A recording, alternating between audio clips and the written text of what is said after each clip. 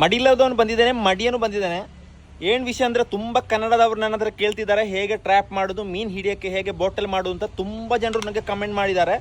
ನಾವು ಹೇಗೆ ಮೀನು ಹಿಡಿಯೋಕ್ಕೆ ಬಾಟಲ್ ಮಾಡೋದು ಅಂತ ತೋರಿಸ್ಕೊಡ್ತೀನಿ. ಕನ್ನಡದವರಿಗೆ ಮಾತ್ರ ಇರುವ ವಿಡಿಯೋ.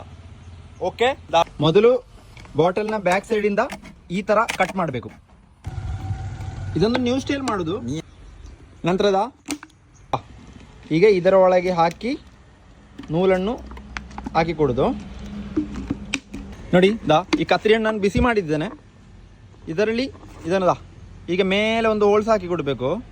ನೋಡಿ ಸರಿಯಾಗಿ ತೋರಿಸ್ಕೊಡ್ತಾ ಇದ್ದೇನೆ.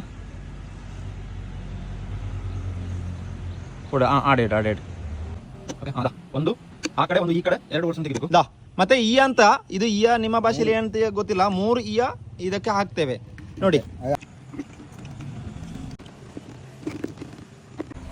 ಇಲ್ಲಿಂದ ಒಂದು ಕಟ್ ಹಾಕಿ ಕೊಡೋದು. ನೋಡ್ಕೊಳ್ಳಿ, ಸರಿಯಾಗಿ ನೋಡ್ಕೊಳ್ಳಿ ವೀಕ್ಷಕರೇ. ಬಾಟಲ್ ರೆಡಿ ಆಗಿದೆ. ಓಕೆ, ತುಂಬ ಜನರು ಕೇಳಿದ್ದಾರೆ, ಅದಕ್ಕಾಗಿ ನಾನು ಮಾಡಿದ್ದು. ಇದೇನಂದರೆ ತಮಿಳ್ ಸ್ಟೈಲು. ಇದು ಕೇರಳ ಸ್ಟೈಲ್ ಅಲ್ಲ, ತಮಿಳುನಾಡಲ್ಲಿ ಹಿಡಿಯುವ ಸ್ಟೈಲು. ಕೇರಳ ಸ್ಟೈಲ್ ಏನಂದರೆ ಇದರಲ್ಲಿ ಚಿಕ್ಕ ಒಂದು ಹೋಲ್ಸ್ ಹಾಕಿ ಕೊಟ್ಟರೆ ಅಷ್ಟೇ ಸಾಕು. ನಾವು ಮೊದಲು ಹಾಕಿದ್ದೇವಲ್ಲ ಇಂಥ ಹೋಲ್ಸು, ಚಿಕ್ಕ ಹೋಲ್ಸ್ ಹಾಕಿ ಅದು ಕೊಟ್ಟರೆ ಸಾಕು. ಆದರೆ ಕೇರಳ ಸ್ಟೈಲ್ ಆಯಿತು.